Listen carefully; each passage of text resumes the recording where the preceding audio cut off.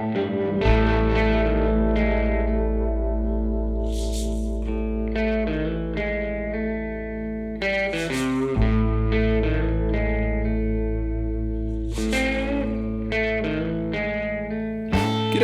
welcome to Say It With Guitars. I'm your host, Pete Cornelius. Each episode I'll be digging deep and getting to hang with some of Australia's finest guitar pickers, songwriters, producers, collectors and makers. I look forward to bringing you these fun conversations and I hope you enjoy Say It With Guitars. G'day friends, thanks for joining us on the pod for another episode. So today, we hang out, have a good long healthy conversation with Josh Owen. He's a great singer, songwriter, guitar player from Melbourne, currently playing with the James Rain Band all around Australia. You've probably seen him. So the record we talk about in the conversation is out. Well, I think physically it's only out on vinyl at the moment, but there's singles and things like that on Spotify and Apple Music and all those online platforms. Anyway, I've been busy making a few pedal videos for Van Diemen's analog audio disruptors. They're built down here in Tassie, and they have some fantastic tone bender, fuzz phase and triple booster style pedals made out of new old stock components, which makes a beautiful looking and sounding pedal. So yeah, check out the videos, they'll be out soon. Also want to tell you about some gigs coming up down here in Tassie with Matt Ward. He's an Adelaide alt country artist, doing some shows around Tassie, releasing his record, which I played plenty of guitar on. So yeah, look forward to hanging out with Matt and doing some shows around the state. All the ticket information is on my website, petecornelius.com. All right, peace out. Before we crack into today's show, I'd like to shout out to our Season 3 sponsors, Tarrant Guitars and Top Shelf Guitars. The custom workshop of award-winning luthier Billy Tarrant on the northwest coast of Tasmania uses locally and internationally sourced solid tone woods to create a wide range of custom guitars, including acoustic, electric, lap steel guitars and specialty instruments, showcasing his passion for superior tone and structural integrity. Tassie's one-stop custom workshop for custom-made guitars, all guitar repairs and services. Visit tarrantguitars.net.au. Top Shelf Instruments specialise in used and vintage guitars, pedals and amps, shipping worldwide from Hobart, Tasmania. They love helping players land exceptional instruments for manageable dollars, and guitars from Japan hold a special place in their hearts. New old guitars hit the website almost daily, so head on over to the website for this week's weird and wonderful offerings, topshelfinstruments.com.au. All right, on with the conversation. All right, I'd like to welcome to the podcast, Say It With Guitars, Mr. Josh Owen. Hey, Josh, how you doing? Hello. Good, thank you, bloke. How are you? Nice. I'm really good. I'm having a very... How long have you been doing this podcast for? How long have I been doing? This is Season 3. So, 3 years. Season 3? Yeah, brother. Jeez. I'm in deep. And how many is that then? Well, there's about, actually, I don't know. I think there's about 14 or 15 episodes or conversations per season. So, yeah, and I've just kicked off Season 3. I've done one episode has dropped already this season. So, yeah. Oh, good. Excellent. But it's been fun. Righto. It's been a lot of fun. I get to talk to people like you and, you know, because we only get to catch up on the rare occasion. So it's nice to actually do it with purpose. Yeah, and the other thing is, like, you know, whenever I've seen you, like if you've been at a festival and I've been at a festival or something like that, you just never, you go, hello, yeah. Okay, goodbye, yeah. And that's it. Yeah, I'll see you next year. Hi. Yeah, exactly, because it's always like, you know, you're running on your way to somewhere, you know, so. And your brain's in a different, you know, you're focusing on what you're there to do. You know, you've got a gig coming up, you're thinking about what songs you're going to do, thinking about the audience or the venue, or want to hang out with your band. Like, there's lots of things going on when you're in that mode. So the social side of it, I don't think happens until like in the wee hours, you know, after everyone's finished their gig. And you know, exactly what you're saying is like I've been like today. I flew in yesterday from Newcastle last night, and I've spent the day in the garden, just fixed, midwinter like clean up where all the leaves have come off all the trees. So I've just been. That's why I've got my, I've got the flanny on, and I've got my hat that's got paint all over it. You know what I mean? This is my yard hat. Yeah. So can't see it. I look very professional here, like a news reporter, but I've actually just got my full work pants on and everything. Perfect, man. And my steel cap. Oh yeah, safety never takes a holiday. You got to have your steel cappers on. Yeah, it's pretty wet down here actually. Today I've had a nice day of just hanging out. I've set up a drum kit for the kids. It's school holidays start today, so I've set up a drum kit for the kids. They've been bashing out some straight 8 AC/DC style, and have they got the rhythm? Yeah, I got the rhythm. Yeah, totally. Yeah, I love it. Oh, great, awesome. Well, that was my first drums. Was it really? Yeah. Well, originally, I wanted to play drums originally, but Dad said I had to move away, and I said, well, I'm only a kid, and he's like, well, it doesn't matter, you're going to have to move away if you take up the drums, and I was like, well, okay, guess I'll take up your guitar then. As in, you guys moved somewhere and you couldn't bring drums with you, is that what you mean? Or he wanted you to not play drums anymore? No, he just said, drums are too loud, you'll have to move away from our family, not be part of our family anymore. Gotcha. Like, yeah, right. Yeah. I guess I'm going to take your acoustic guitar and sit in the corner. So how long did drums last? Was that like a bit of a thing you did at school? Hung out and played it? No, it's like when I was about 9 or 10, we went to New Zealand just to visit the family. And my dad's closest friend growing up is a guitar player. He's a guitar player, and his house is it's got this beautiful house out in the country, beautiful old house, and it's just full of drums and guitars. And I remember seeing a drum kit and being like, "Wow, there's a drum kit," and just sitting down and trying to play drums all evening. And then I was kind of hooked because I was just coordinated. I was able to sort of slightly keep a beat, not that it would have been good at all. But I don't know. I think maybe being a boy and just like hitting things and how exciting it can be, Yeah. And that was my first experience. And then they were kind enough to just like jam along with me all evening. So everyone was just sitting in a room and I was like, wow, I'm playing with musicians. This is amazing. Yeah. So, it couldn't have been good, but I enjoyed it, So I just thought, well, maybe I'm going to be a drummer. It's going to be amazing. So, but the first instrument I actually played was violin when I was in like really little guy. Right. But that didn't last too long because I just had my primary school teacher was also my violin teacher. So I remember it just being a very stressful kind of feeling where she would teach children all day at primary school, room full of lunatic children. And then, I would go home with her in the car and then she would just like be running around the house trying to clean up her house and then yelling at me what to do with the violin. And I'd be like, oh right. So I think it just sort of, I found it really stressful. So I just sort of gave up. So wasn't a great scenario on her behalf by the sound of it, like to try and fit in lessons after teaching she was like, all day. Like imagine that. Imagine trying to give lessons after you teaching 30 children in grade 2 all day. Yeah, and the same kids come back to your house and, screech on a violin. That's torture. Exactly. Yeah, right.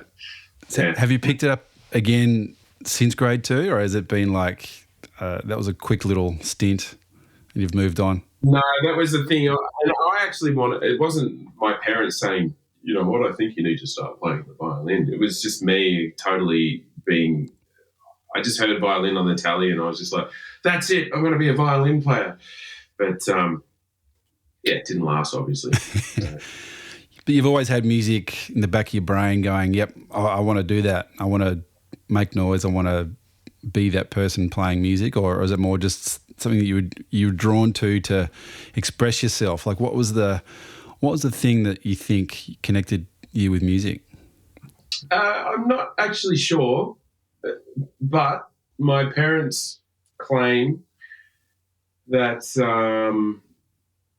like they bought me a guitar, like a baby guitar, when I was a little guy, and there's like a period of time where there was just me and this guitar, and I would just, you know, pull it around with me everywhere. But the musical thing, my parents really, really love music, you know. And they're like, for instance, Dad, when he was a kid, like late teens, with his mate that I was talking about from New Zealand, they started a musicians club in New Zealand. Yeah. You know, so all the local musicians could come and play, and then international artists could come and play.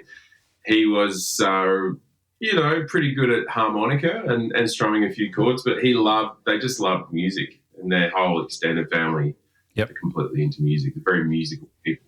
But apparently I just used to not really watch television, but as soon as ads came on with music on them, I was totally transfixed. So right, that's what I've been taught about me, you know, as a child. So before, you know, I don't know if that's just what children do everywhere, but I just didn't really engage with anything. But then when music came on, I was completely, you know, transfixed by it. Yep. So, I don't really remember it ever starting. But then, of course, you know, when you're about 11, 12, that's when you start to go, oh, wow. Yeah, yeah. And then I think that's when you first kind of discovered, you know, music and the ability to do chores, and then the ability to do your chores and then go and buy something. Yep. You know? Yep. You know, 'cause I'm from an era when that's what you did. You sort of discovered music, and then you did your house, you know, your chores, and you saved some money, and then you went down to the shop and, excuse me, do you have this record? You know, and then they go, there you go, and take it home. And because you've only got one or two records, you just listen to it over and over and over again. Until absolutely. Yeah. So how did you find music that you wanted to listen to? Was it through your parents, or was you like buying guitar magazines or recommended stuff from your friends? It was through Mum and Dad, but mainly Dad. I've told this story quite a few times, which is a really funny story. Dad introducing me to my first guitar man crush. Right. And it's a really funny story, and it actually happened. He sat me down, and I thought he was going to have the birds and bees chat, and I was like, oh, yeah, oh no, we're going to have that chat about the bird. Oh, I don't want to do this. This is terrible. Yeah. But he sat me down, and it was actually a relief, because he said, "Son, I think it's time that you start to listen to Led Zeppelin."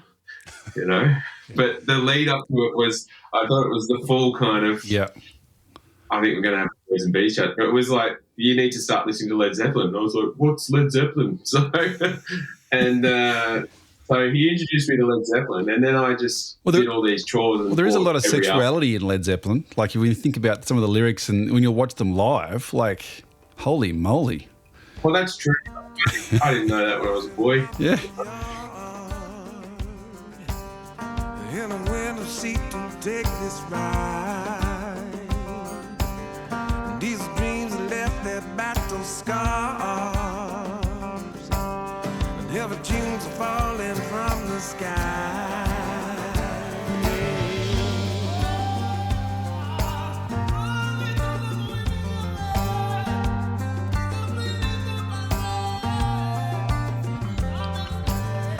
Windows up, smoking in your car, crying move to see where your friends are, setting fire to the timber yard.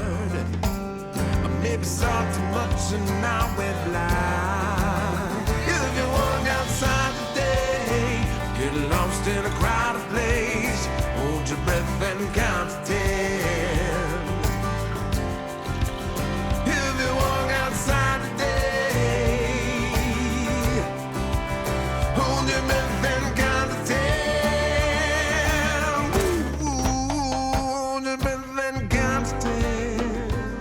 when you're a kid, that all that stuff was lost on me. But what was not lost on me was the mysteriousness that I think Led Zeppelin has, that thing of like that mystery. They've got sort of two parts to their mystery: musical mystery.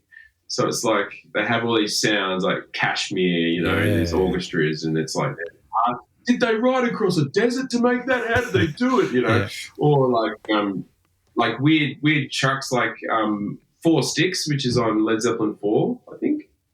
Led Zeppelin 4. And it's got this weird like bridge with like this Moog line that John Paul Jones obviously played, and it's really sounds otherworldly and mystical and bizarre, So it's like they had this musical mystery to them, and also the fact that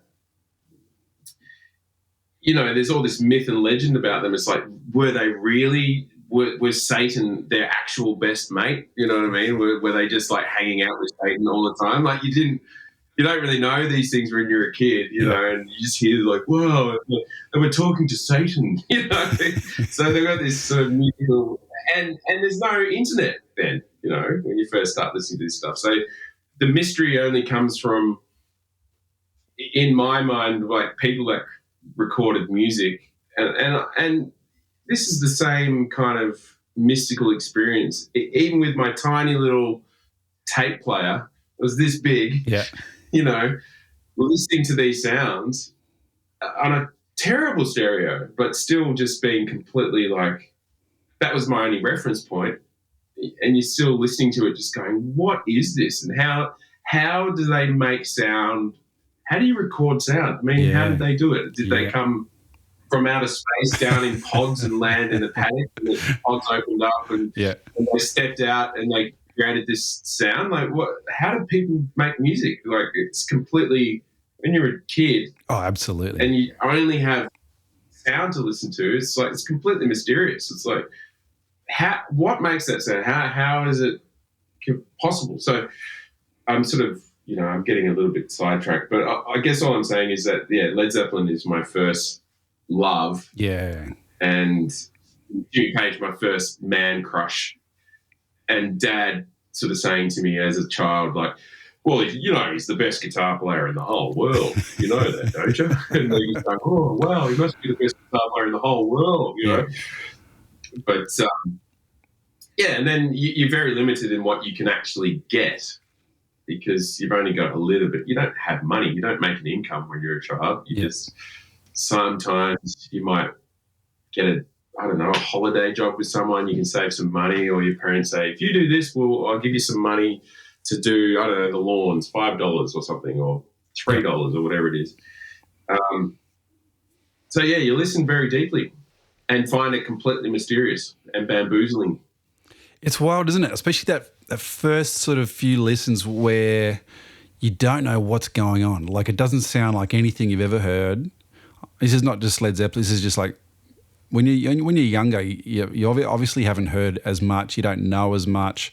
Everything's exciting, and you're hearing those Western scales, and you're hearing hand drums, and you're hearing some bizarre stuff going on, and that really speaks highly. It really cuts through the average radio song that you might have heard or saw on Rage or whatever. So and then to actually have an album, play it full on. I think that's one thing. Actually, I'm really happy with my kids when they listen to music. They'll listen to an album. Hopefully it's been some sort of rub off from what I try and do is listen to an album top to bottom. And my son Mac, he's like, oh yeah, I think Livewire is one of my favourite AC/DC albums. It's got this track on it, and he's like going through it. He's like, oh yeah, but then like the TNT album's got this on it and this on it, and it's like, oh, so that's fantastic, Like, for someone who's 7 years old to tell me like what album he likes because of what tracks. I think listening to albums in full like that really engages you and really, yeah, it's like you just do this. I didn't. I guess probably our generation did that. I mean, I assume this generation does it as well. But it's almost like when you've got access to everything, it's like it's just overwhelming, and it's like, where do I even start? You know. But when you've only got access to very limited amounts of music, it's just like you just listen and listen and listen. And even when I got to the point where it's like CDs, you know, in a car, it's like I only had a CD with one CD you could stick in the car. And I didn't really used to listen to the radio, but I would just listen to one CD and I would listen to it over and over and over and over again. And you always sort of find something new to absorb, or you listen to it. And I just started listening in layers. I think everyone, maybe as a musician, probably does that. It's like listen to the drums, and then you're listening to the bass, and then you're listening to the guitars, and then you're listening to the keyboards, and then the vocals.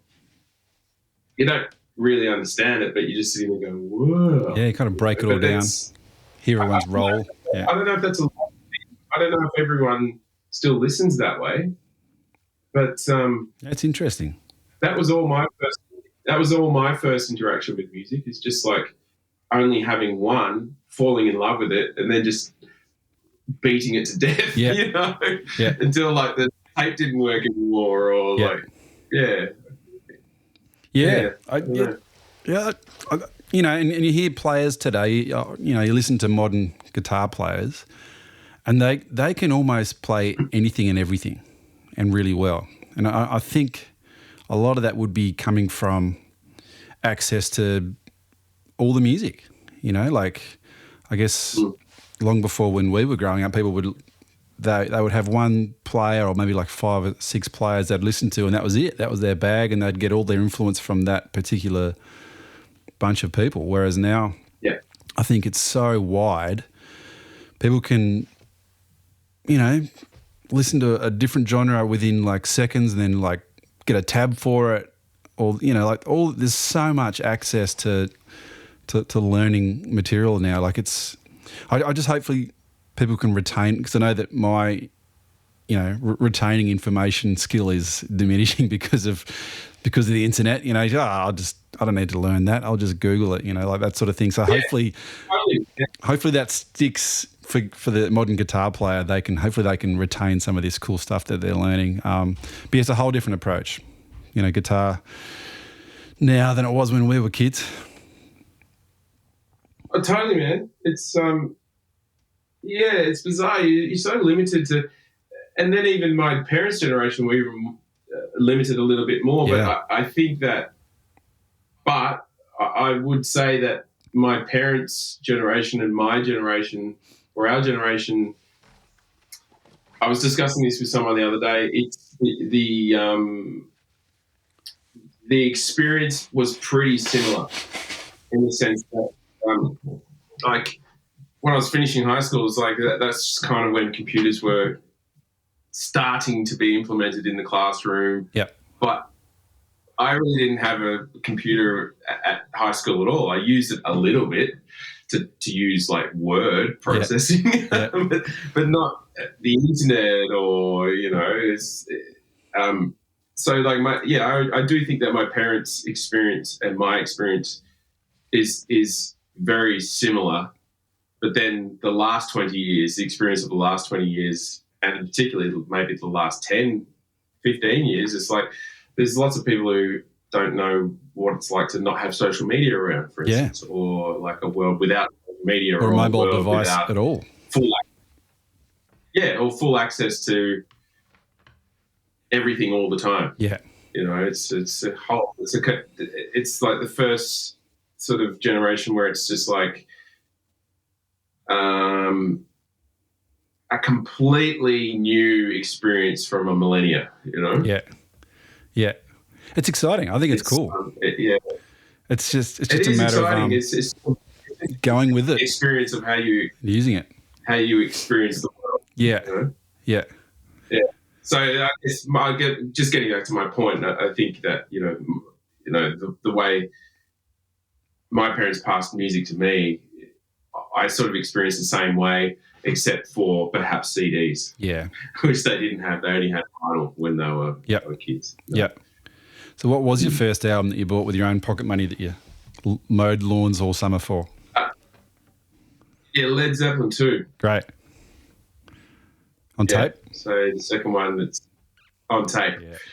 So the Atlantic Records used to put out tapes. Their tapes were always white with blue writing on them. Yep. And they still had enough information so you could open the cassette and you could pull out the thing and read everything. Yeah. Still. Very small print. Very small print, you know, go, oh, wow. He recorded everthing. Oh, that's amazing. And they did it here. Oh, wow. Yeah, I'll go there one day. Oh, use Mick Jagger's, the Rolling Stones mobile recording service. Oh, wow. Yeah. Oh, wow. You know, all that kind of weird stuff that you read and kind of just get sort of enamored with and interested in. Well, it fuels the fire.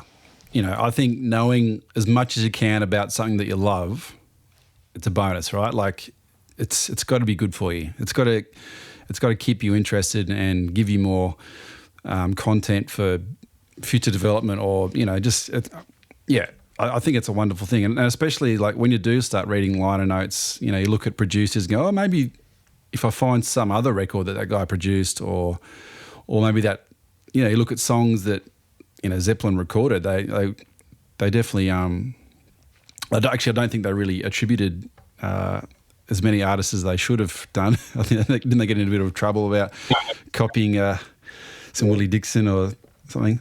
But anyway, like, going back through people's catalogues like that, I know that's definitely how I learnt a lot about older blues music, is through people that, you know, a song that Stevie Ray Vaughan might have covered or whatever back in the day, you know. So. Do you feel the cold now that summer's gone? Now that summer's gone. Not the only one intrigued by the way moods seem to creep. Fighting demons got you out of the groove. Listen, you had been for a while. Remember clouds that could take you far, yeah.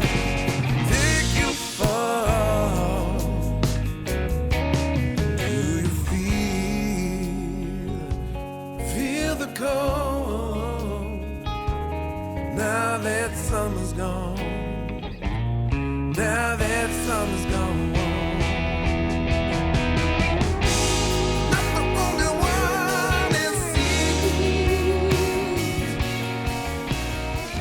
And that kind of the British blues explosion is like, it's like they brought it to a whole new generation of people and a whole world of people that would never have maybe listened to that music at all or been introduced to it. So it's like, I think that's probably the biggest influence perhaps on the Australian scene and artists coming from the 60s and 70s, like that British blues explosion. Yep. And the way that influenced Australia and New Zealand, you know, and then that's filtered through to where we are now. But there was a lot of Still. immigration, wasn't there? Wasn't there? In the 60s, a lot of English in Australia come over and call Australia home. So I think that was probably a big part of it. They probably bought some Yardbirds with them, or some John Mayall. And that's like, but just hearing that for the first time is,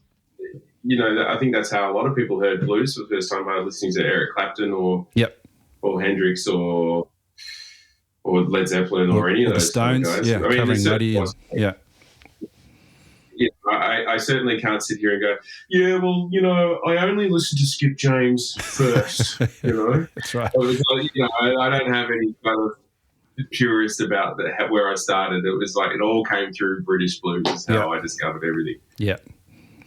It's a great way to go, and I definitely have a similar approach for sure. You know, some of the early British blues was, you know, it's bloody great stuff. It's standing the test of time. Yeah, absolutely. So you mentioned you flew back from Newcastle last night. What have you been up to, man? You've been playing gigs with James Rain, right? It's your latest. So the main gig that I do is touring with James Rain. Yep. So basically, James plays guitar and sings, yep. of course, and his brother-in-law. Brett Kingman, you probably know Brett Kingman. He's been playing with him for maybe 20, 25 years, so a really long time. And I got a phone call at the end of 2015 to join the band. Just out of the blue, randomly. I was actually doing a wedding gig. I got a call from James' manager and saying, "Oh, Are you free next week?" I was like, "What? What are you talking about?" We need a guitar player and we need him to start like straight away. And yeah, James and Brett, they were talking and they reckon you'd be really good for it. I'm like, "Oh, okay." So he goes, "Oh, I'll send you some dates." And he sent me through like 40 dates or something. Shit. I was just like, "What?" I'd never seen anything like it before. And I was just like, 35 days or something crazy. And I just remember being so nervous. Like he gave me the songs, and I had a week to sort of learn them. And I learned the songs, and then did a rehearsal, and then I was on an aeroplane, and then that was that. I was playing gigs, and probably took me, I think, like maybe a year and a half, 2 years to kind of like get over just being overwhelmed by it all the time. Yeah. Yeah. Just because the band just is like, off it goes. Once it starts, the show just is unrelenting. Yep. And just kind of overwhelmed by it for a long time. And also trying to come up to speed John Watson is the drummer for James and has been for a long time. And he's kind of like, he's the chief superintendent of the band. It's like you have to, like, everything has to go through him. Okay. And he... Like, so for about 2 years, he was just on me about everything. So I'd finish a gig, and he's a classic John because he's got a lot of Wattoisms, and what he does is he'll say something to you which sounds encouraging, but it's a slight backhander. Yeah, right. That's great. And you're going, thanks, what? What? Okay. Oh, yeah. And so, like, so it has this way, and he's kind of the guy that he's the security guard of the band. So everything kind of has to like pass his test, and he was testing me for about 2 years, and then he kind of, then it just settled down, and I was like, I'd like passed through the hoops, or jumped through all of his, something like that. And so you can finally relax and enjoy the gig and. Well, yeah, it's still like, but it took a long time for me to sort of relax into it, you know, because I just also thought, you know, like I was amazed that I got asked to join a band that I felt I was genuinely a fan of James and his music. Yep. And so I was, and in particular, like that mystery thing, you know, when you're a kid and you hear someone's voice, for instance, like, you hear their voice on the radio all the time, but you can't imagine what they look like, for instance. So I always use the example of, what's the band? It's just gone out of my head. Roger Hodgson is the lead singer of Supertramp. Oh, yeah. Like Supertramp, he's got that really mysterious tonality to his voice, that high register. In my head, I just couldn't imagine what Roger Hodgson looked like. Well, from memory, none of the album covers have faces like their faces on their covers, do they? Like they just got cartoon artwork from memory. But I guess the point I'm trying to make is when you hear someone's voice all the time, on the radio, and especially as a kid driving around in a car or wherever it is, or in the supermarket, James has that kind of mysterious voice that was just part of Australian culture, I guess. You know. And so, you know, I really loved the songs, and then of course, growing up as a kid in the 80s and 90s in Australia, it's like James was kind of everywhere, really. And sort of vanished, obviously, once grunge hit the world. But up to that point, you know, the number of songs he has is quite remarkable. And, so that was part of the thing of me feeling overwhelmed by going, oh, my God. Yeah. You know? Oh, absolutely. Would have put a lot of pressure on because you wanted to do the best job you could. You wouldn't, you know, you wanted to make his songs sound the best that you could possibly make them sound. And that pressure would have been it's sort of like, pretty strong, I imagine. Yeah. Well, I mean, I was from probably yourself. putting more pressure. Yeah, I'm not saying from the band, but from yourself, Yeah. And Watto. Certainly from Watto. definitely. I put a lot of pressure on myself to sort of come up to speed and be really as good as I could be with music. So, and felt quite a responsibility and a, you know, without trying to sound too earnest, but like it was an honor for me to be asked to join the band. You know, I was really, really, really amazed, really quite blown away, to be honest. So, I remember seeing. I'm pretty sure we were at Bridgetown the same year out in Western Australia once. And is that you remember going there? Yeah, with your trio. Yeah.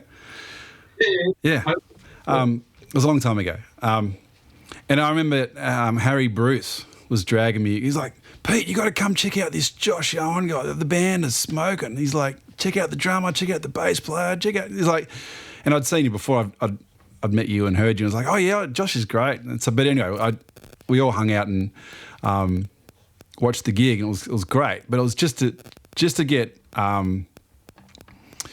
people like Harry excited. You know, who's been playing music for his whole life, for a long time.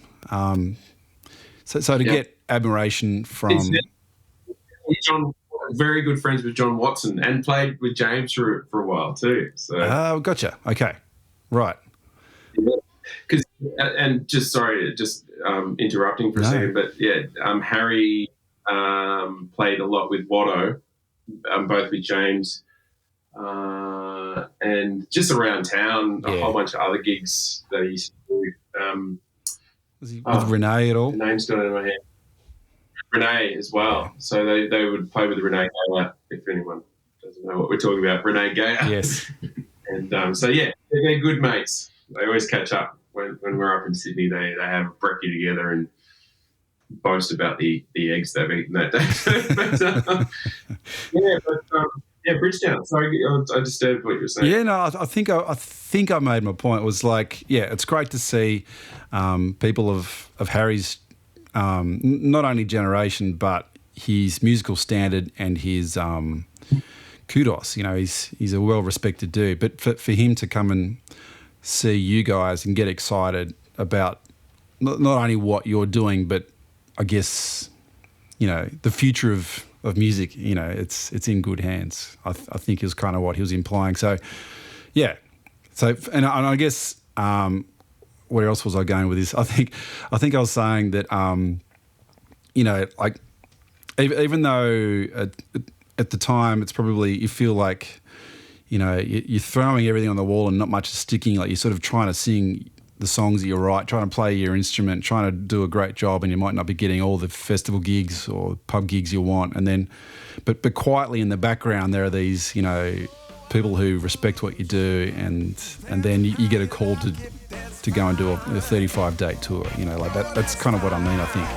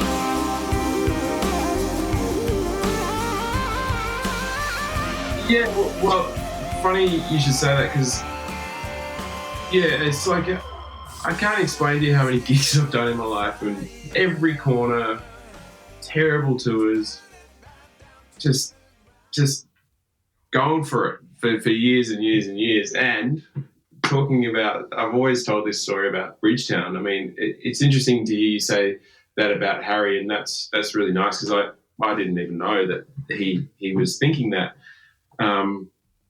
which is just, that's amazing to hear that. But I remember just being really downhearted about that festival because we'd done so many festivals, and one morning at Bridgetown, we were on some stage I think it was the main stage. I think it was like we were the first band in the morning on the last day. Sounds right. Of the festival. And the night before, like I remember I could hear it. There was like all these massive bands playing, and I can't even remember who was headlining, but I remember getting to the stage to get there and set up. Massive tent, no one there, and not even a front of house engineer or a monitor engineer. Or I think he was asleep. I remember actually taking a photo of the monitor guy asleep at the console during that gig. Well, it's the thing. It's like I got there and I'm standing there going, oh, I hit the wrong place. And then the monitor desk on the side of the stage, a tarp all of a sudden moved, and the guy got out from underneath the desk. He said, oh, yeah, we're ready to go. He switched everything on. Yeah. And then like pulled the tarp off from there, and then we set up and plugged everything in, and I played that day to absolutely no one. There was no one. Massive tent, huge tent, nobody. We were the first band on, and I've done that slot like more times than I could even count. And I was really disheartened. I felt so down after that. And I drove the band back to Perth. I think we went to the pub and had a beer, and we were watching someone in Perth, and I think we guested on a couple of songs, and then we went to bed and flew back to Melbourne the next day. But it was just like, I felt really disheartened. I feel like I've just been up against that all the time. Yeah, like that was like I was just always playing slots like that. Yeah. So it's interesting you point out that Harry thought we were okay. Well, Harry and I had a great. We were side stage, enjoying the gig, but it was the first band on a big stage. No one was there. It was like, oh, you poor buggers, doing it hard. But it's, as you say, like you never know when things could sort of swing in a certain way. So it's really interesting, the journey. Yeah. Yeah, absolutely. Well, I think I probably saw you guys first down in Lewisham, a little gig just outside of Hobart. You guys were tearing it up. Yeah. Loved it. And then Sim and I, my bass player, booked that festival and flew you guys down for it. And we've sort of hung out a bit since then. But I've definitely been a fan of what you do, mate, for a long time. So it hasn't gone unnoticed here. So yeah. Yeah. Was that the one where we had to move to a different hall because there was bushfires down there? Yeah, that's right. It was meant to be in a town called Falmouth, this tiny little coastal village with like gravel roads. It's a sweet little village town. But we had to move it because it had bloody massive bushfires that weekend, or that like leading up to the week. I just remember it was hectic. It was pretty. It was. Yeah, I actually didn't think we were going to make it to that gig because we were driving through and all of the power lines were out, and we were driving up the road. There was smoke everywhere. There was still fires everywhere. It was a lot of confusion as to what the hell was going on. Yeah. And even up to the point that they were replacing the power lines as we were going up the road, like the power poles. Yep.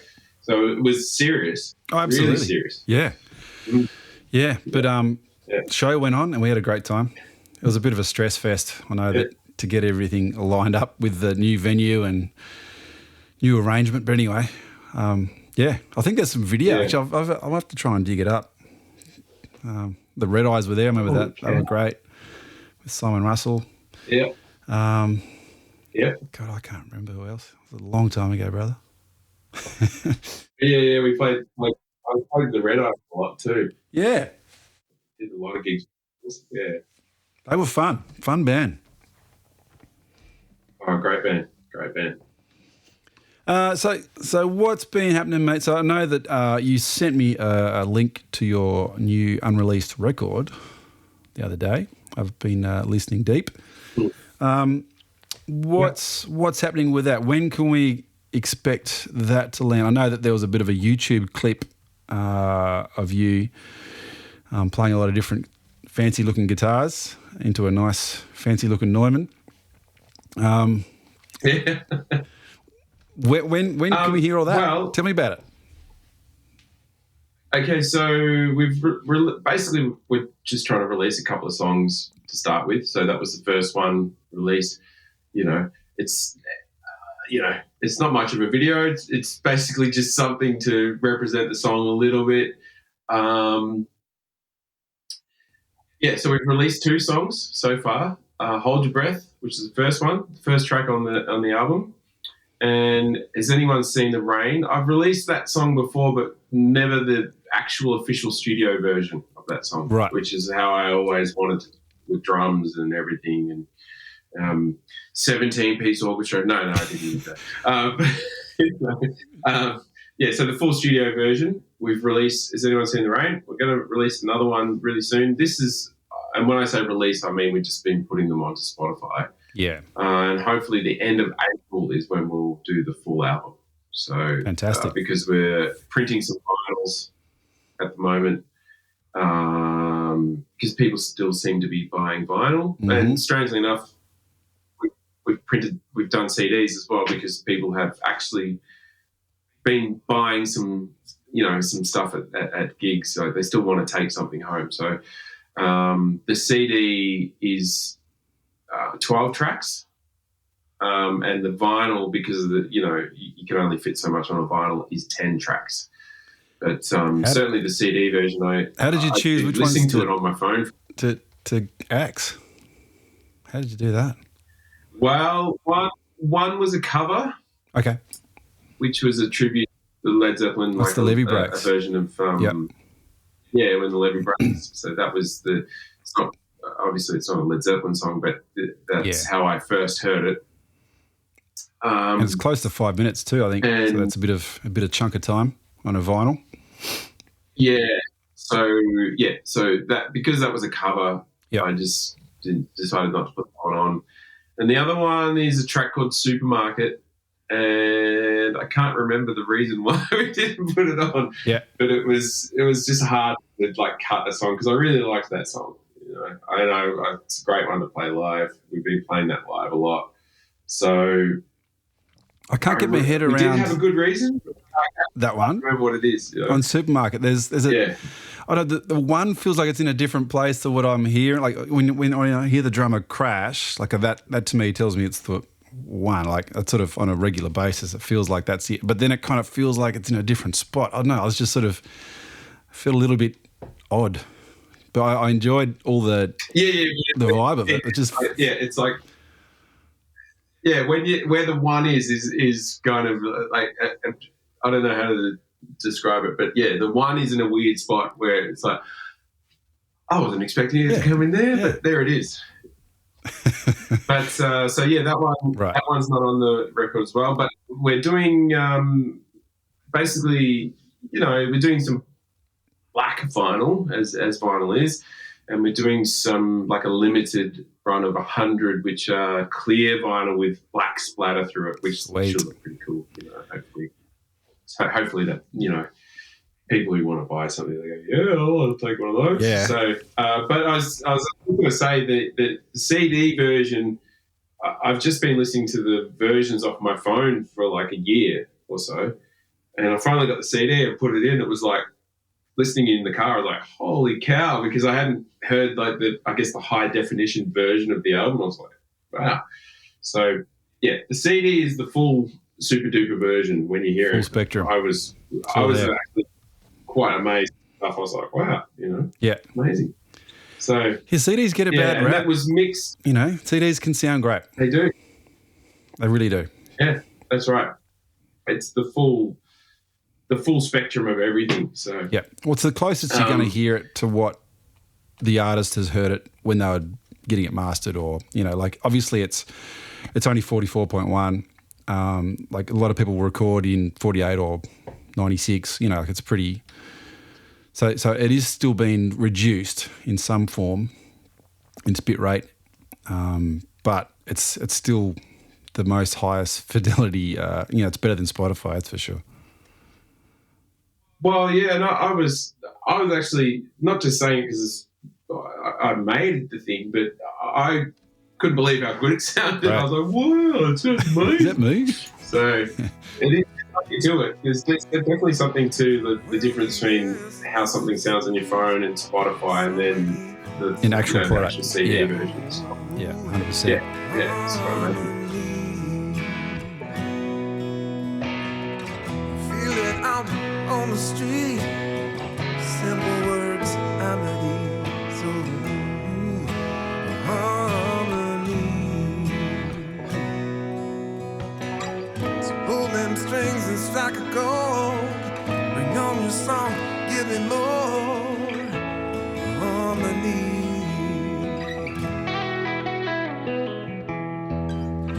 Keep it on that steady course. It leads me right back to your door. Harmony.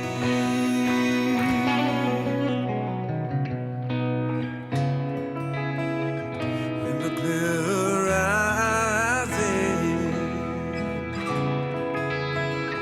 I can see for miles from here.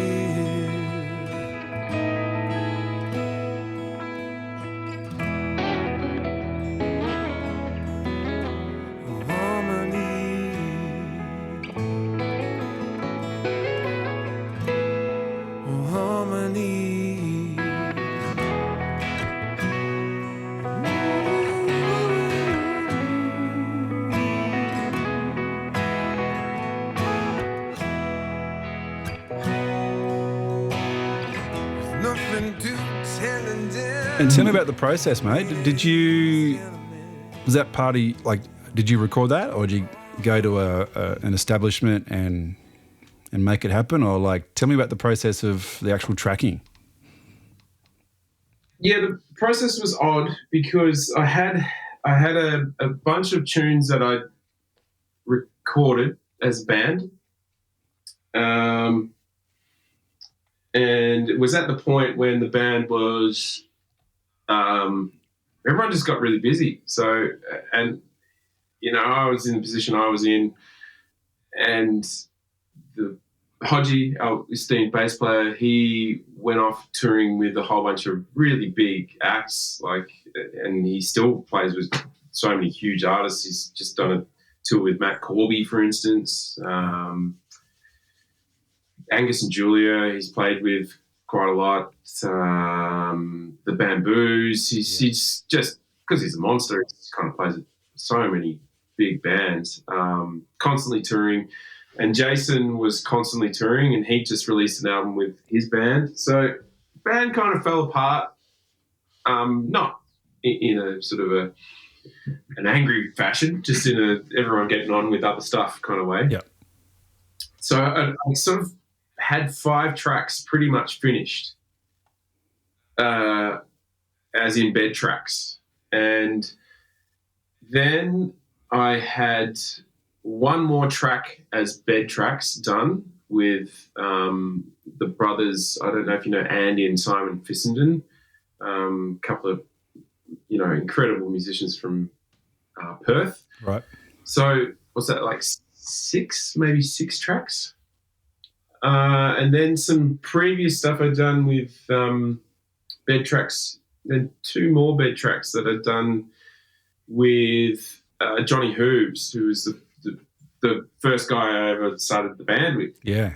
And he is the one who mixed and mastered the album. So he is a absolute he's an absolute boffin for those sort of things. He's a genius, complete genius. So monster drummer, monster engineer, you know. Right. So it kind of had, what's that, like maybe 6 tracks, 6 or 7. And then I had all these other tracks that I'd written, but I had to start from zero. And so I basically did all the bed tracks in my room, just in here, basically. Uh-huh. And then I would send them off to get a vibe on the drums.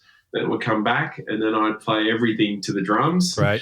And the bass. Yeah. Play the bass and the drums. Uh-huh. And then, so the drums are takes, you know. Most of it is a band playing together. And then about 4 or 5 tracks are like me creating the bed tracks, sending it to a drummer playing it coming back to me, then me playing everything back to the drummer. Yeah. Until it was sitting really good, because the rest of it was pretty much done during lockdowns. Yeah. So yeah. there was no other way, really. And so it was a really quite a difficult process, but it was still good. So it was great to still all the guys I've ever played with are on the album, essentially. Sure. So it's nice that they're a part of it. And there's only one other drummer that I've never actually done shows with, Marcus Ryan, who's a beautiful drummer. He got a great setup at home, and he did one take, and I asked for a couple of little things, and then he did 2 more, and then we sort of got it nailed. And that's for Whiskey on a Fire, okay. Which is that's Marcus Ryan. Yep. Played on that one, and he got that feel really just perfect on there. So you can hear it. You can hear the different drummers, you know, and the different tones. Like it does. Yeah. It doesn't sound like you spent 2 or 3 days in a studio and made a record. It sounds like you've kind of like gone in, worked with a group, and then done that separate times. So it definitely has that vibe to it, which I think is great. It sort of gives each song like a fresh purpose or something about it. Just makes each song kind of have its own space. Does that make any sense? Yeah. Yeah, and look, I personally would have loved the chance to go, okay, let's go to a studio, let's make all this happen, but there's just no way I had the finance to do that. Oh yeah, and time. And I do like and time, the finance and the time, but I love the fact that there's every kind of major, I don't know, epoch, if you want to call it that, of those times where I was playing, okay, this is when I was playing with those guys. Yeah. This is when I was playing with those guys. Right. And those guys are a huge part of me. These guys were a huge part of me. And then even though Simon and Andy are only on one track, we played shows together for like just in different bands together, and just our own like little band where we were playing in the corner of this pub we do every Sunday. And we played together for maybe nearly 3 years every week. Yeah. And it was just, they're such fantastic musicians. It was wonderful to have them on that one track at least. Yeah. So yeah. Yeah. And so, you know, there is a lot of sort of different drum sounds on there. Yep. Even guitar sounds. There's lots of different guitar sounds. You know, I think it sounds like you've thought about each track and go, okay, cool, this sounds like a Telecaster through a Tweedy amp, or this sounds like a Gretsch through a Blackface Fender sort of sound. Like, I don't know, to me it sounds like you've really curated each song to have its own tonal palette. Yeah. Yeah, and that, I mean, that's the benefit of working at home without the studio, you know, not being on the clock with the studio, obviously, and just being able to go grab my guitars.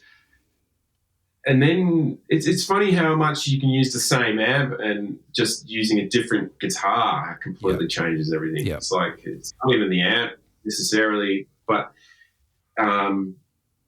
it's just amazing. You play the guitar and then you go, that's just not right. And then you play another guitar, it's just like, that's not right. And then you get to the fifth guitar and it's like, oh, that's the one. That's how it's supposed to sound. Well, at least to my ears. So there's a lot of guitars on there. Yeah. a lot of guitars. Like, and it's all, every track has, I think it's different guitar on every track. And I was, you know, it is like my love song to guitar, the album, you know, and I'm glad that you mentioned that, because it's really, I was really working hard on those guitar sounds to get those, just for it to be just really, rather than it going, oh, this is a Telecaster album, everything sounds like a Telecaster or everything sounds like a Les Paul. It's just, I just love every guitar for just what it does, basically. Yep. I pledge no allegiance, basically. Yeah. You know. No, you can definitely hear it, man. You can, big palette. Yeah, you can definitely hear each song has its own flavour, and it makes you play differently, makes you bring a different energy to the song. And there's lots of atmosy stuff too. I've only sort of had it on in the car for the last week or so, but today I had some headphones on. I went, whoa, there's some real like spatial atmos sort of guitar in there as well. Like, and that comes from well, I mean, going back to you mentioning the Red Eyes, it's like I've played for years and years in reggae bands and dub reggae bands, and so I love that kind of atmospheric kind of epic sound that you can get, that's got this, so that, you know, if you're listening in a car, or if you really are going to have a listen, you know, or on headphones, you'll get that kind of ear candy stuff and that ambience. Yeah. A lot of New Zealand bands seem to have that thing of that ambient dub influence of, you play something rootsy, but it has a bit more scope in it. I don't know really what the word is, but yeah, I'm glad you picked that up too, because I was purposeful with that, rather than it just being really dry and I wanted texture in there. Mm-hmm. Yeah, definitely. Yeah, definitely has a lot of that going on, which is great. And I'm glad I did the headphone thing. I think I'll go back after we've talked today. So are you recording amps, or are you like an amp in the box sort of thing, or are you doing a mixture of both? Yeah? Yeah, both. Yeah, both. So I've had a Mesa Boogie, this old Mesa Boogie amp forever and a day, and deluxe reverb. Yep. And I borrowed a Princeton, and then I've been sort of jumping in pretty deeply with fractal audio as well. Mm-hmm. So, which takes a long time to kind of get the tones I'm kind of looking for, but essentially I'm just trying to get as close to what I think sounds vintage, but with extra texture in it. Yep. And of course, particularly because you can record in stereo, you can get that wide sound, guitar sounds, which is pretty cool too. But essentially, if I'm ever using it, one of the main amps that I've been fascinated with, that fractal cloned, was the ODS, the Overdrive Special that is owned by Robin Ford. Oh, the Dumble. Yeah. It's a hot word at the moment. Yeah, so the Overdrive Special. Dumble. Yeah, so they actually cloned Robin Ford's actual amp. So they just, I don't know how they got access to it. Yep. But it has a particularly great sound. I don't know why. There's a few things you can tweak it, but it's like, wow, that thing sounds unreal. So, so in the recording, there's that amp that I'm using as a fractal version. The old high watts that the classic high watt, which I had a high watt for quite a long time as well, so I'm really familiar with that amp. But the Dave Gilmour kind of high watt. And these other amplifiers, what was the other one? A Twin and a Marshall, basically a Marshall. Yeah. So Great. Yeah. And that's your fly rig, right? Speak very high. As well? That's what you're using live? It is. Yep. Yeah. Yeah, and that was a big learning curve because our front of house engineer was basically DIing my heads when I started with the band. Oh. So what he was hearing, what I was hearing were completely Brutal. two different things. Yeah, exactly. And so I went through like 3 years of trying to find every amp head I could to fly with, essentially. So I just went through every amp, and I could just never quite find one that had the headroom that I was looking for in a small compact size. That I could actually put on my shoulder and take. I was actually putting it in overheads like for about 3 years, like different head every 6 months, trying to work out how to make it work. And then I got introduced to fractal, and it was just like it made a difference because what he was hearing in front of house, I was hearing in my monitoring, and it just made the shows a lot more consistent. It was easy to fly with. It's completely reliable. Yep. And it's one of those things that saves thousands of dollars a year in hiring fees. Absolutely. Yeah, would do. And it's consistent. And it's easier on the crew as well. It's completely consistent, because I was getting a lot of hiring amps too that were just terrible. I was just like turning up going, oh my God, what am I going to do? So it's not for everyone, obviously, but very consistent, and it works really well for the sort of scope I have to cover with James as well. Yep. So are you playing with Brett as well? Or is there 3 guitars on stage or? Yeah. Wow. Okay. Yes. Which is a lot of guitars. Yeah, that's great. How does anyone have 3 guitars? But the way it works, I've been asked this a lot of times. James is very locked into Watto. Yeah. And they've been playing together forever, so he's very locked. He gives it the full Springsteens, full arm. Yeah. He's a very good rhythm player, and he's basically playing to back up what he's singing, so it's full those ones. Yeah.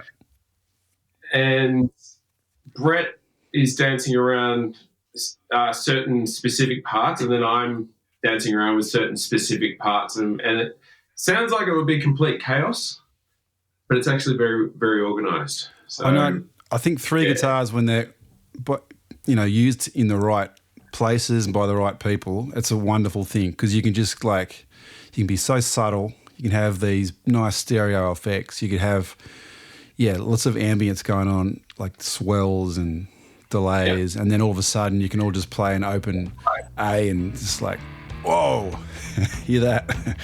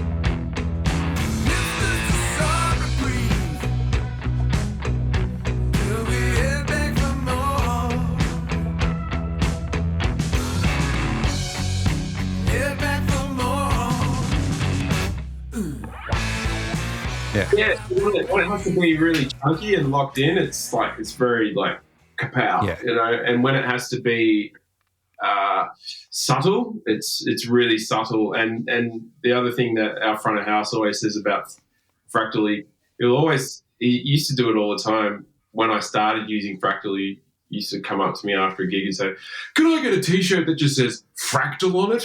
You know, because he was so excited about the fact that he would push up the faders and he would push them up and it would just come straight out. And the work was done. Like, without there's no having like to, EQ, no compression. yeah, Bang. the work Sounds like an amp.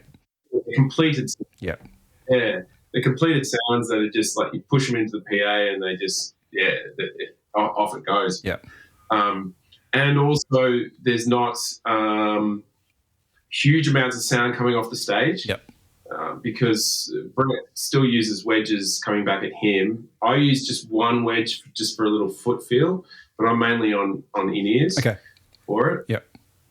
So mono ears, or I'm you're getting sort of lucky enough to get a stereo. Yep, sweet. Stereo.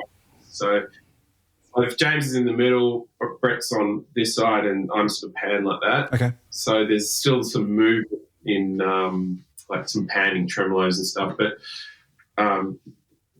my sound essentially is quite different from Brett. He is still he's okay with chorus because he's an 80s when rock he guy. was using chorus. Yeah, that's right. Yeah, so like he doesn't use chorus all the time, but like if he's going for a 90s sound to emulate a certain sound, he's okay with using chorus. Yeah. But I still I've always struggled with chorus, same. and the only way my only workaround for that is that sometimes what I'll use is a delay that has warble coming off the end of the delay. Yes. So it gives it almost a sense that there's some chorusing in it, but it's not chorus. Yeah. Because I've always struggled with chorus. It's just it's like one of my nemesis sounds. Like I like chorus when other people use it, but when I use it, I'm just like, no, I can't do it. Yeah. So I must admit, I'm in the same boat, man. I do. Yeah. Chorus is one of those things. So yeah. So I like it. As I said, like I use it in the sense it's not chorusing, but I do like a delay that has that warble coming off the end of it. Yeah, So I don't know how to describe it. There's a bit of like movement in it, and there's a lot of vintage delays that used to do that Absolutely. sort of thing. Yeah. Yeah. Anyway, that's how I get around it. Cool. While sort of almost getting that sound, but pleasing myself still. Yeah. Or unless you're doing like a John Schofield-y chorus where he almost has it like a Leslie. I think that's the only other time I'd like chorus. Well, I used to use that sound all the time. I've got this old Dodd chorus pedal. Yeah. Early 80s. Someone just gave it to me. And it was just this pedal. I'd switch it on and everything would get big. And I'd be like, oh, wow. So, and I used to just use it like rotary effect. Okay. So like full up, full speed, full juice, whatever it is, and just step on it and everything would get sort of big and sort of or like a rotary effect. Yep. Yeah. Yep. So that's the only time. There you go. Yeah. You understand what I'm saying. I'm with you. And you're still playing that old 57 reissue?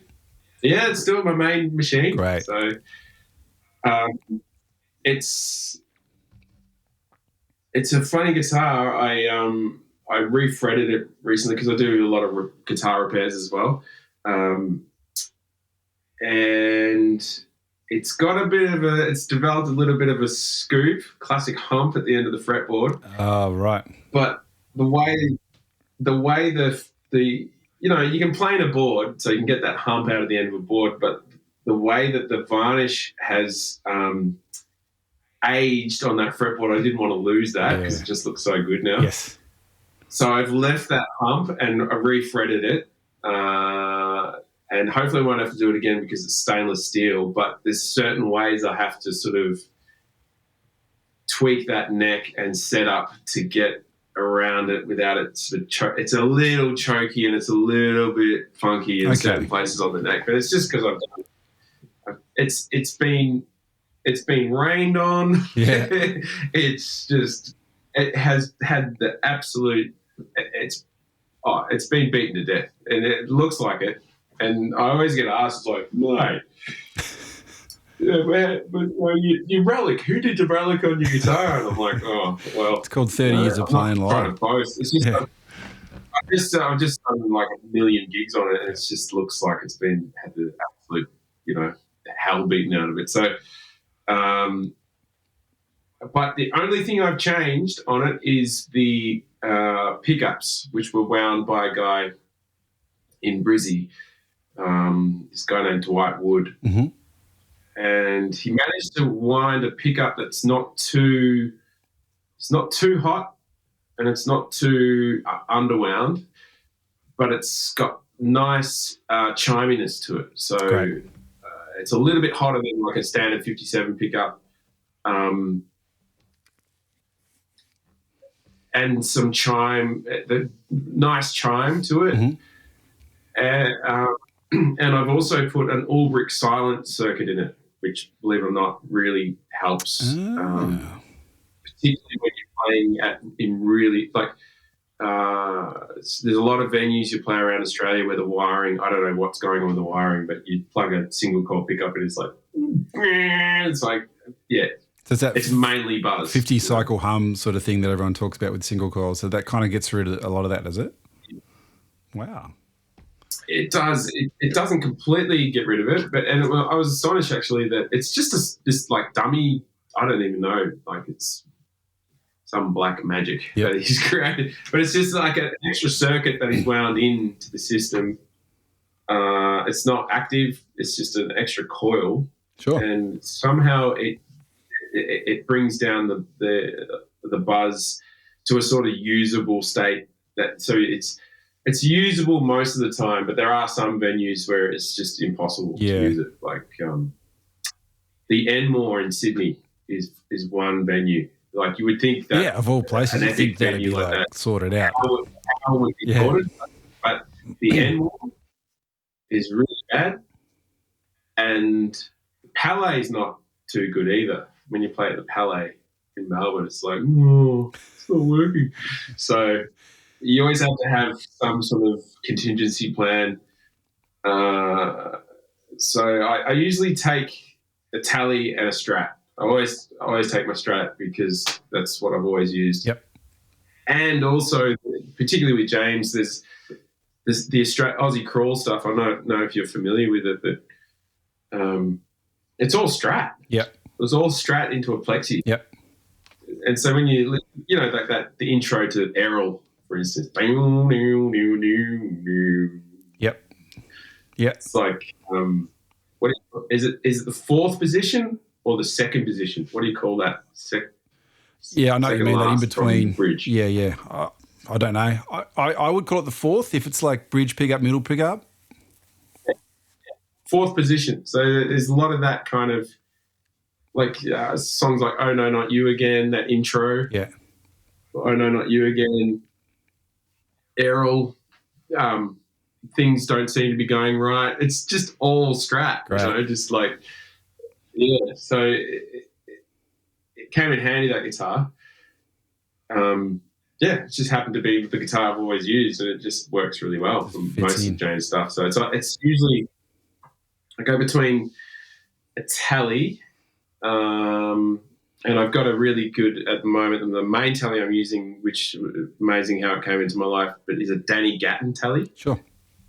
And it's like neck, middle, bridge, with basically they're not Joe Barden's, but they're based on Joe Barden's. Okay. Because when they made this, Joe Barden was out of business. I can't remember who made them. Anyway. They sound unreal. Great. And they're blade single coils.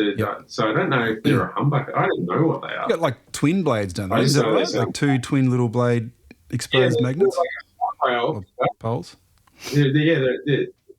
They're hot rail pickup. They're really balanced. Yeah. Front pickup sounds really stratty, and the back pickup's just like this hot telly pickup without being really hot. It's not, so it doesn't have, it's not mid-rangey and honky and like, ugh. It still sounds like a tally, but it's quiet. So great. And it's really lightweight. Perfect. Yeah, no heavy amp to lug, nice light telly. Happy days. Yep. Yeah. That's great. And sorry, I'm raving. And you've been doing a few open up support slots too for the James gig. I noticed you were down here in Tassie not so long ago. There's some great photos that Tina Smith took of you guys in a bloody sold-out venue. Yep. Yeah, it looked like a good gig. It was great, actually. Like, Taswegians, they like a gig. They come along and they're into it. Well, we're still old-fashioned down here, mate. We don't have Netflix yet. Yeah. But it's definitely, I reckon, Tasmanians just, they're into it. If they're on the vibe and they're ready to go, it's just, both those shows were unreal. So we played there in Longley Hotel. Yep. It's called? Yep, the Longley International Hotel. What is it called? Longley International, that's it. And we played, it was just like a perfect afternoon. We were playing in the car park. Yep. Beautiful sunny day, but of course, as soon as the sun went down, it was freezing. Yeah. You know how like Tasmanian weather.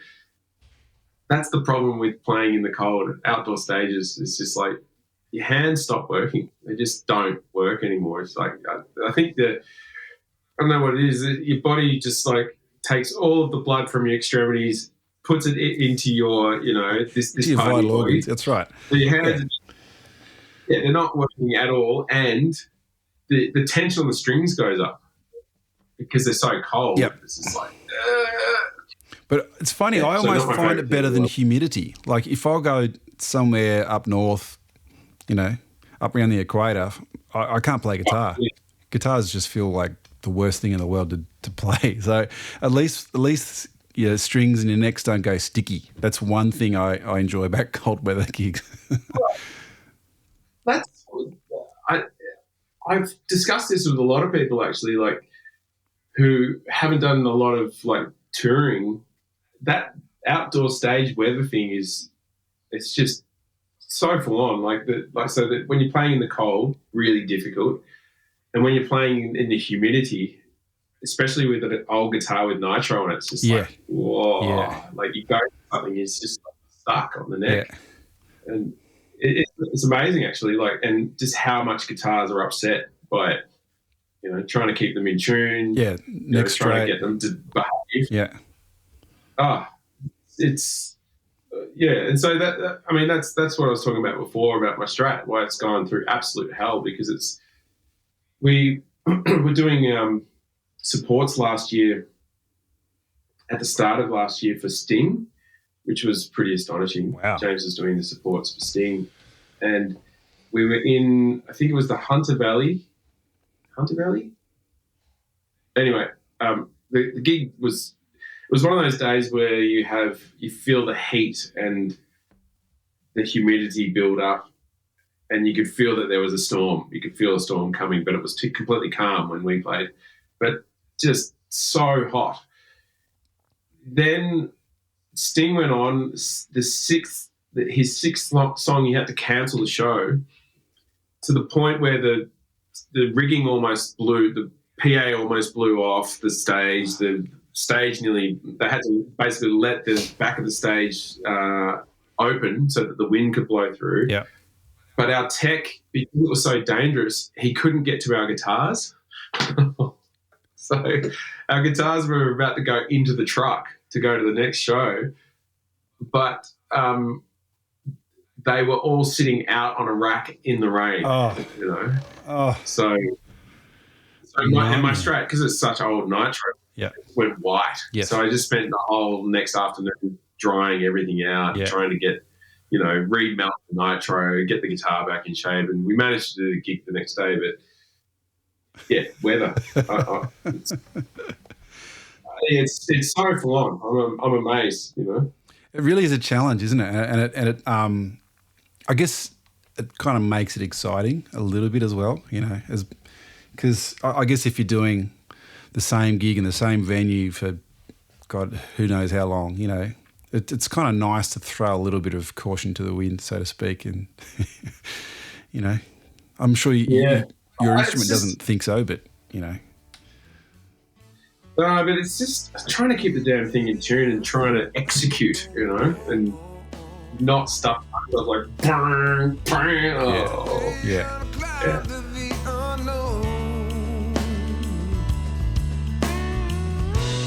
Million miles away with a seatbelt on. There's a king with a car seat for a throne. Yes, the night falls 2 miles from home. Yes, the night falls to all alone. Meet me on the corner where the moon sings a chorus, a tune that we learned long ago. Can we retreat for the day and before? Within separate worlds of our own. Yes, the night falls, yeah, miles from home. The night falls, yeah, all alone. The night falls, yeah, miles from home. Yes, the night falls all alone. Yes, the night falls.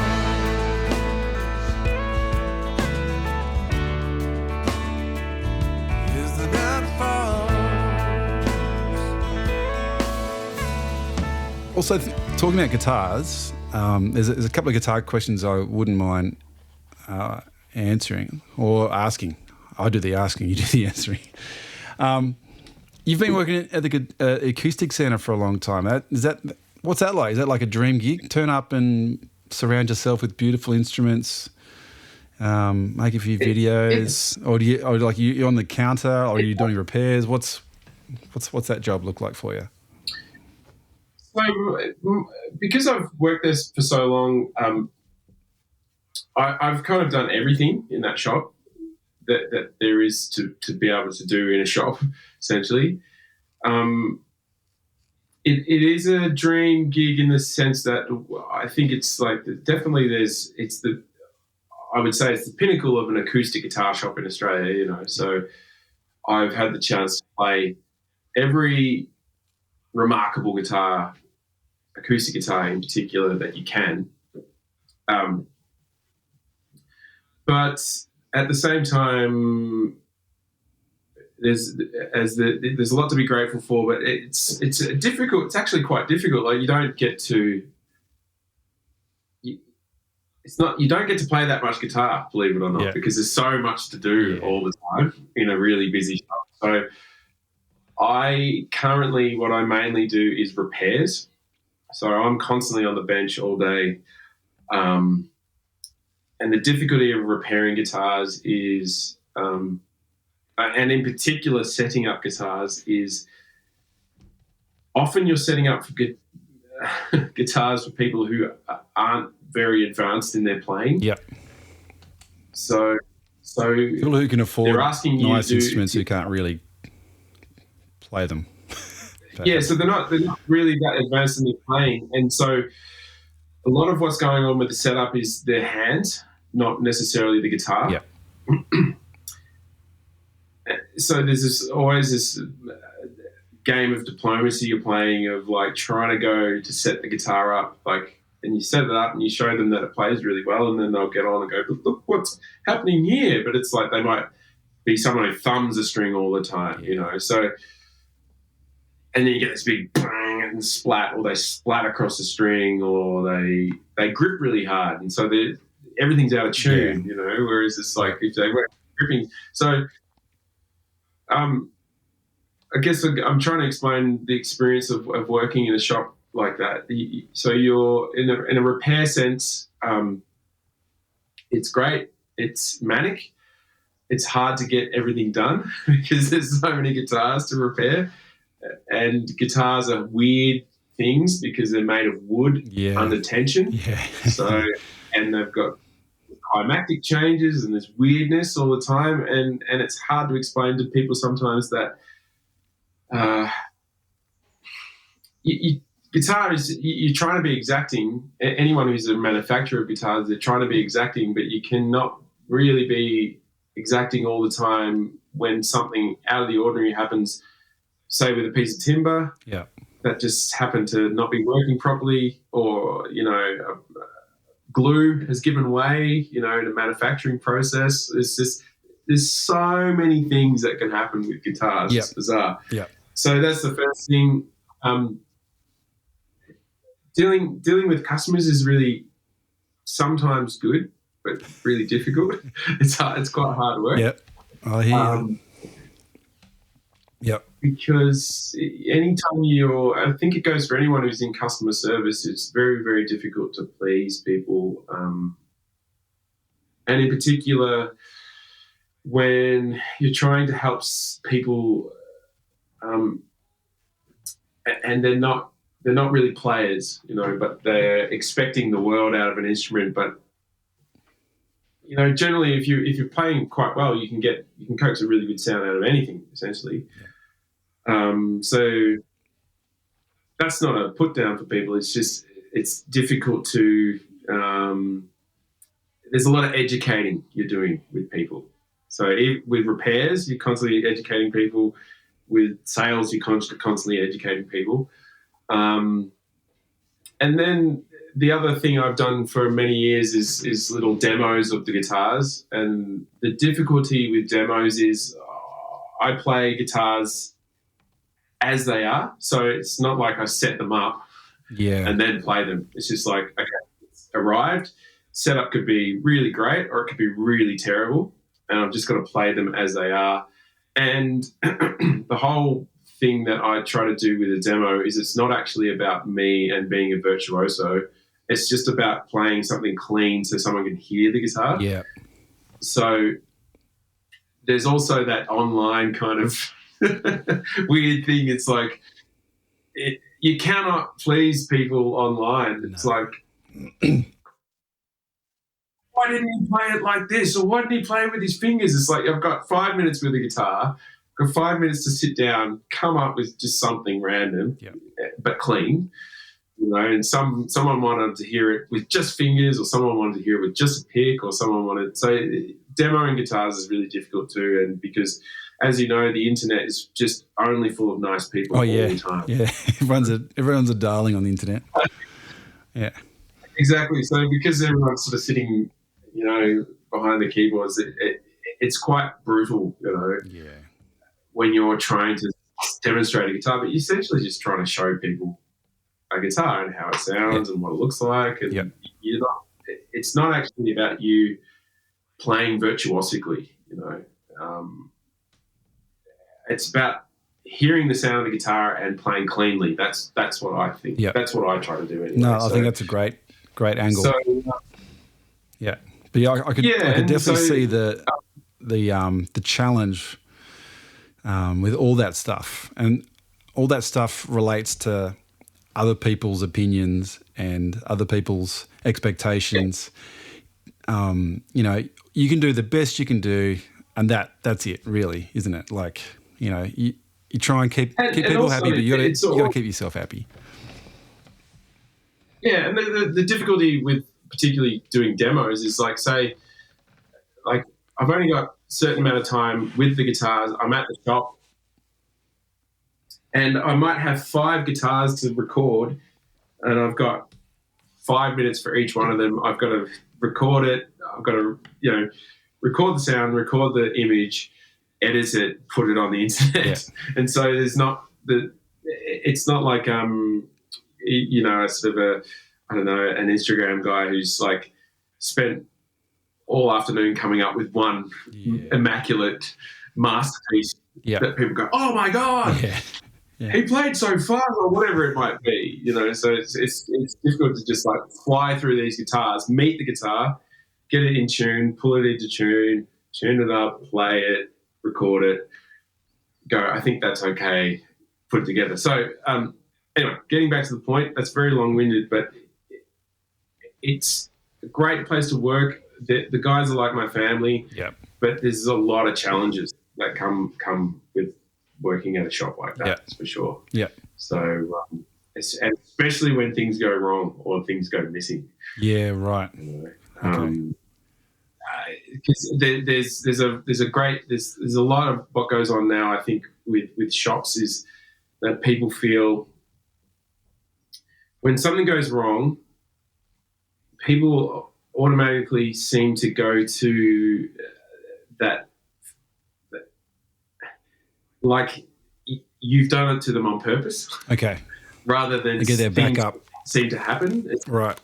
Yeah, it's almost, the Amazonification of the world. It's like, it comes from Amazon. You can have anything you want, anytime, any day, everywhere, all the time. Yes.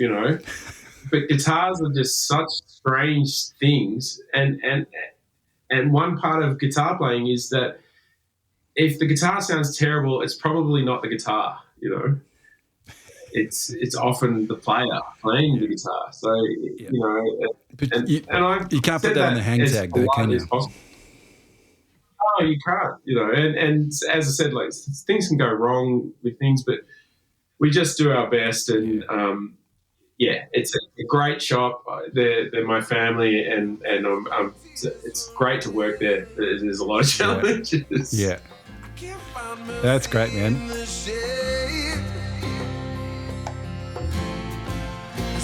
Seen the rain.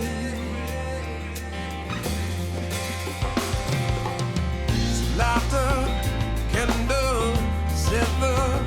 Preacher seems as if all we can do is pray for mercy now.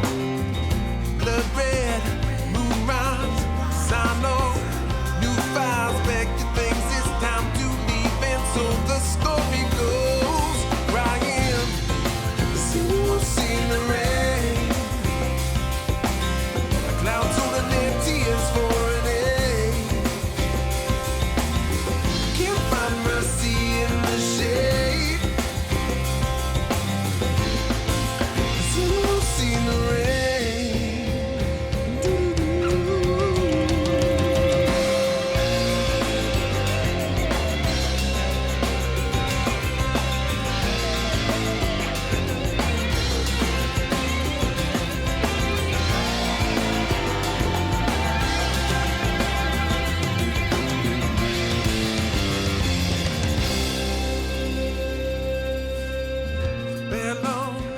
And the other thing I wanted to ask you about was, I know that you've been doing a few duo gigs with Jason on the Charlie Hunter style guitar, the 2 or 3 bass string and maybe 4 or 5 guitar string guitar. Like, what do you call that? Yeah.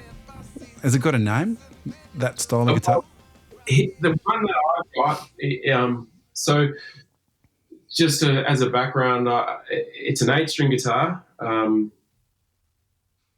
When my own band finished, everyone was going their own way. I bought this instrument because I was doing a lot of acoustic solo gigs by myself, and I thought, maybe I can get this instrument. And I didn't actually ever think to play it in the Charlie Hunter way. I just thought, I'll use it as a solo instrument to play as just something a bit rounder and bigger. Yeah. And then Jay ended up finishing up with what he was doing, and then we ended up doing like about 4 years where we were just constantly playing like 2 gigs a week with the 8-string. And it's the one I've got is a Novax made by a guy named Ralph Novak. Right. He was the creator of the fan fret thing. Okay. So he created that and put the patent on that. Charlie Hunter now has a company that he works with that he has created a different style. So it's similar, but it's different in the sense that he does, instead of the 8-string, he does like a 6-string and a 7-string. Yeah, okay. But basically, my instrument is 3 bass strings and 5 guitar strings. Okay. So yep. We haven't done it for a long time, but I got it pretty proficient at it, which was really, really cool. I did a can't even remember how many gigs. A lot of gigs. We used to do a little gig on a Sunday afternoon at a place called Itty Bitty in St Kilda. Used to pack out. It'd be great fun. We'd do sort of like soul and reggae. And you cover so much ground. But it's an interesting instrument. There's a lot of this one. Yeah. You know? Yeah. But it's amazing to have the experience as a guitar player where you're playing bass and it's going to a bass amp and guitar going to a guitar amp. You got all this sort of power, this huge sound. It takes a while to get to know how to do it. And the only way I really learned how to play it was because Jason's such a phenomenal drummer, and his playing is what taught me how to play the instrument. So because he's such an amazing drummer, like he just extracted all this, he's the one that kind of extracted the playing out of me, because I had to kind of keep up with him. Yep. And because we're such great mates, he was really patient with me, and we just got it to a really good point. And then people started showing up, so I was like, well, let's keep doing it. Yeah. But it's a great instrument. Charlie Hunter's like come up with something that's like, because I ran into him like about 4 months ago. I ran into Charlie Hunter. Just walked into the shop. I was like, Charlie Hunter. Yeah, he was down here, right? And he's like, hey, man. Yeah, and I was trying to explain that I've been playing the Novaks, and I was sort of struggling. The neck is like, it's 3 bass strings and 5. Yeah, that's a lot of real estate. It's enormous. Yeah. And you can get around it, and it makes sense when you're on it. But Charlie's like, oh, man, well, what you've got to get is one of my new instruments, because it's like I've done away with one's a 7-string, one's a 6-string, and I mainly use the 6-string because he's like, the other strings to me were kind of, you didn't really need them, and the neck is a great size and get my hand around it.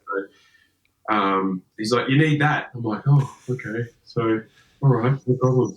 But so he doesn't even play an 8-string anymore. Yeah. But pretty amazing instrument. And in particular, if you ever play, I played like, my band for years was a trio. So it's very immediate. Drummer does something, you do something, bass player does something within the context of a song. Yep. But there's something else again when you do a duo gig and you're playing bass and guitar and with a drummer, and he's doing this wild stuff and you're just like trying to keep up, like hanging on. Yeah. But it's really weird. It's so immediate. There's this bizarre experience. Yeah. Particularly because I got fairly proficient at it because we're doing it all the time. Yep. That's the main thing. One thing was it kind of was bamboozling to people that were making that much noise. But that experience of like playing with someone who's so phenomenal and that immediate kind of bouncing off each other is quite an amazing experience. And so if you get to try one, I'd love to. Yeah, you should try one. like you said, just you'd need a good couple of years and playing it every week, especially with a percussionist like that who's exciting and who's listening to what you're doing and very musical and reacting, and like I think that would be a huge advantage.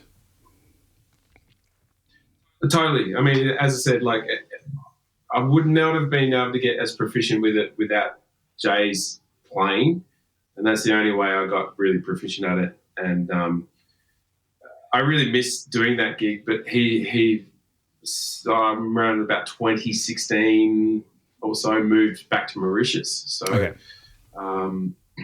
back and forward to Australia, but we've been like ships in the night. He recently did a single launch with me, but it was like he basically flew in from doing a Tina Arena gig, got on stage like last minute, did the gig and then left, so that's the last time I saw him. So. Okay. But I hope that one day we get to do that again because it's such a exciting way of playing. Yeah. Yeah. I've been playing with an organ trio, so drums, organ, and me on guitar for the last, I don't know, maybe it's probably close to 10 years, I suppose, just for kicks, not, for any sort of financial or, musical. Just for fun, because we're all mates, and the organ player Randall, he's so great. So, and that feels like that. I can just walk away and the whole thing's just cooking. He's, every chord and the bass, everything links up. When you hear a soloist actually support themselves on the left hand or on a bass style sound, that's something else. Yeah, it's a magic thing. And it's interesting. I certainly would not say I was as proficient as like someone like Charlie Hunter, or certainly not a Hammond player, but it's interesting the difference between like a Hammond, either foot bass or left hand bass, coming from a keyboard. There's still something about the 8-string and striking a string. The string, it's tubby bass because it's short scale bass, but it's not. It's very different from that kind of wide sound. There's more of a start and end to the note. That natural there's decay. more of an attack on the front. Of it. Yeah, that is different to a Hammond as well. I've actually spoken to a few people about that. Because Hammond trio, that's just one of my favorite sounds in the whole universe. It's wonderful. It's like, especially when there's a big Leslie sitting in the corners. Nothing sounds like that in the universe. It's just like, oh my god, that's the best sound. If you go down to the Rainbow and watch the Hammond combo with Tim Neal and just sit there, this is unbelievable. Yeah. But with the 8-string thing, getting back to it, there's something about the sound of still striking a string on a bass, which is a very different sound. Yeah. Wonderful. Yeah, that's an aside. Cool, man. Well, that's great. We've had a good long chat, and I don't want to take up any more of your gardening time because you've probably still got a few weeds to pull out. So, no, I'm going to chop the wood. Oh, yeah. Chop the wood. Yeah. So that's it's always wood to be chopped this time of year. Yeah, that's right. So thank you very much, Josh, for hanging out with us on the podcast. I look forward to hearing the album when it's on a physical product. But all the best with the release and the gigs, and hope to catch up with you soon, mate. No worries, man. Thanks for having me. Really appreciate it. Pleasure. It's good to chat. Anytime. About all the things. Yeah. Beautiful.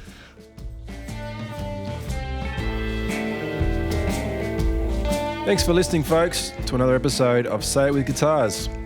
If you enjoyed today's episode, please subscribe to the podcast, share it around to your mates, leave a good review, and hopefully we'll see you next time.